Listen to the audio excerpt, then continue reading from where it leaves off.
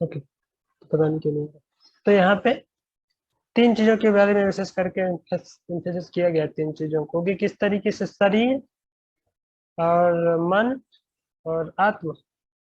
तो जब तक कोई व्यक्ति यदि ब्राह्मणिकल जो क्वालिटीज है उनको कोई डेवलप नहीं करता है तो वो सतोगुण तक ऊपर नहीं उठ पाएगा, है ना। शारीरिक स्तर पर शुद्ध या शारीरिक स्तर पे अपने आप को ऊपर नहीं उठा पाएगा। और यदि कोई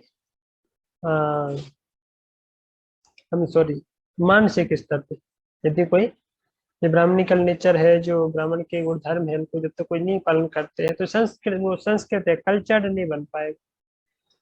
और शरीर को संतुष्ट रखना है, शरीर को शुद्ध रखना है, तो उसके लिए बता रहे हैं कि गौ रक्षा, गौपालन, जैसे ही दूध मिलेगा तो दूध पीने से और गाय के दूध के बने हुए बहुत सारे प्रोडक्ट लेने से ऑटोमेटिक शरीर तंदुरुस्त रहेगा, तो सब चीजें हमारी मिलती रहेंगी, सारे प्रोटीन या जो भी। और आध्यात्मिक तीसरा क्या है, कृष्ण भावनामृत या ईश्वर चेतना। ईश्वर चेतना मतलब भक्ति, भक्ति का मार्ग या कृष्ण भावनामृत, वो व्यक्ति की चेतना को या आत्मा को संतुष्ट करेगा। तो तीनों चीजों का होना पैरेलल पैरेलल होना आवश्यक है। हम एक में इन तीनों में से यदि एक किसी को भी हटाएंगे तो फिर सुखी नहीं रह सकते। साचिंतयन्नित्मथा शृणोति यथा मुने सुतोक्तो निस्तिक्षकाख्या शशादु मेनेन चिरेण तक्षका अलं प्रसक्तस्य विरक्त कारणम। जब राजा इस तरह पश्चाताप कर रहे थे तो उन्हें अपने आसन्न मृत्यु का समाचार प्राप्त हुआ, जो मुनि पुत्र द्वारा दिए गए शाप के अनुसार सर्प पक्षी के काटने से होनी थी। राजा ने इसे शुभ समाचार के रूप में ग्रहण किया, क्योंकि इससे उन्हें सांसारिकता के प्रति विराग उत्पन्न होगा। तो राजा परीक्षित स्वयं ही सोच रहे थे कि अच्छा हुआ मैं इतने दिन से या पूरी जिंदगी से राज्यकाल में और राज्य के काम में उलझा हुआ हूँ, अभी तक मैंने विरक्ति की ओर बढ़ा नहीं, तो अच्छा हुआ अभी मुझे श्राप हो गया। तुम्हें कौन से पक्षी से, सर्व पक्षी, मतलब सर्प, उड़ने वाला एक सर्प होता है, उड़ता है उसके पंख, तो वो आकर के उनको काटेगा, इसे श्राप दिया।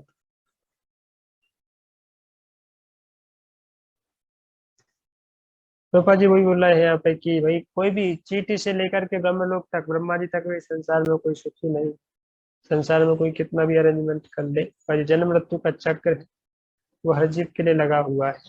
कहते महाराज परीक्षित महान भक्त थे और भगवान के धाम के जाने के लिए प्रामाणिक उम्मीदवार थे, किंतु ऐसा होते हुए भी उनके साथ सबसे बड़ी बाधा चक्रवर्ती सम्राट के रूप में उनकी भौतिक संपत्ति। तो वही सोच रहे थे कि मैं कितना बड़े राज्य का राजा बना, तो ये राज्य का राजा होना मेरे लिए एक बहुत ही बड़ी बाधा है, कि भगवान के मार्ग में, भगवान के प्रति पूर्ण शरणागत नहीं हो पा रहा।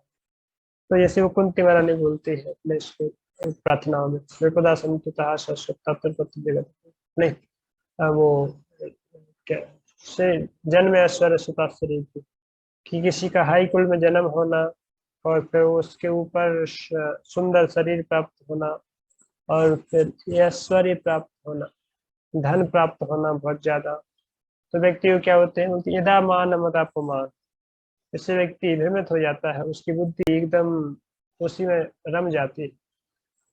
तो घमंड, और उस व्यक्ति के अंदर घमंड जो है स्वाभाविक रूप से आ जाता है। तो बोलते हैं ये अयोग्यता है भगवत धाम जाने के लिए।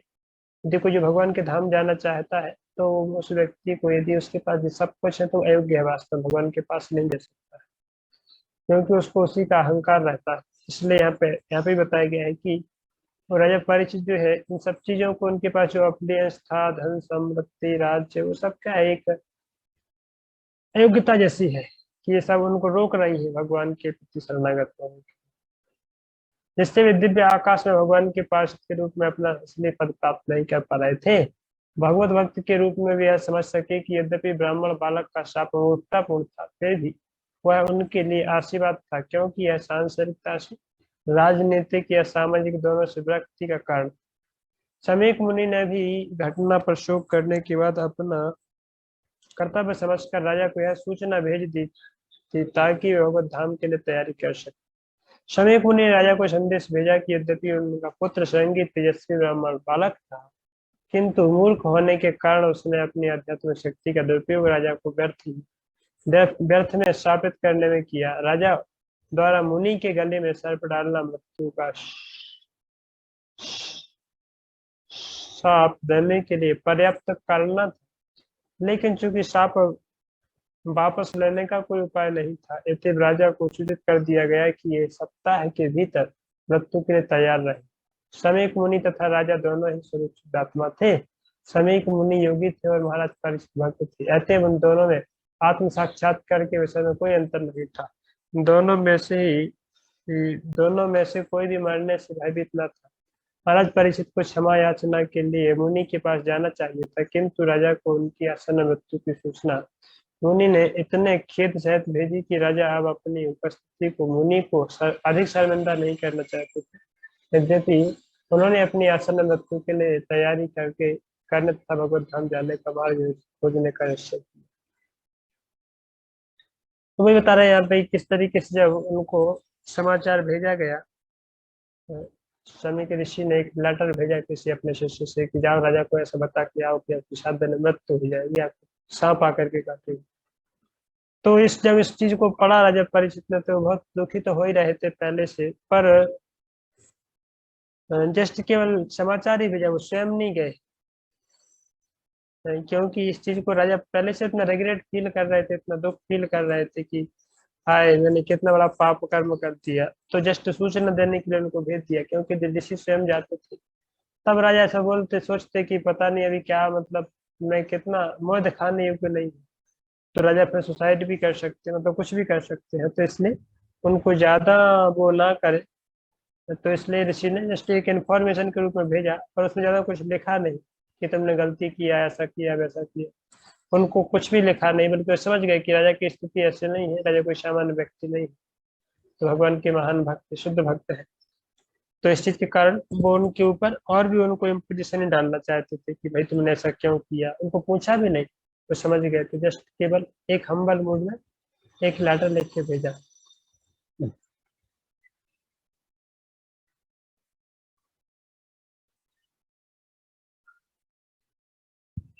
तो पाजी यहाँ पे वर्णाश्रम के बारे में लिख रहे हैं। वर्णाश्रम धर्म प्रणाली सनातन धर्म भी कहलाती है।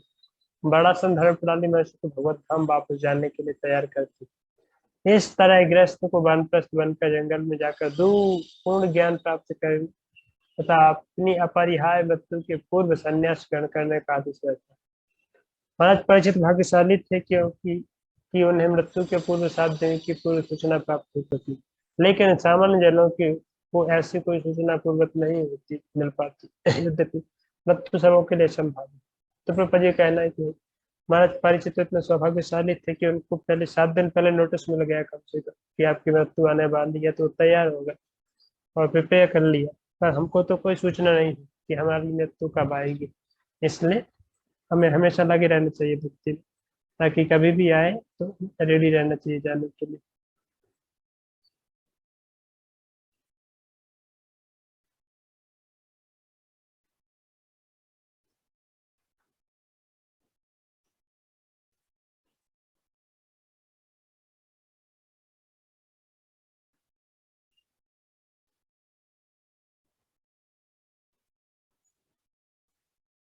ठीक है, यहीं तक रखते हैं। तो पता नहीं नींद आ रही अच्छी तरह से हो नहीं पा रहा है ठीक है आप लोगों को, पंडित जी। लोग भी ज्यादा नहीं। ठीक है ठीक है।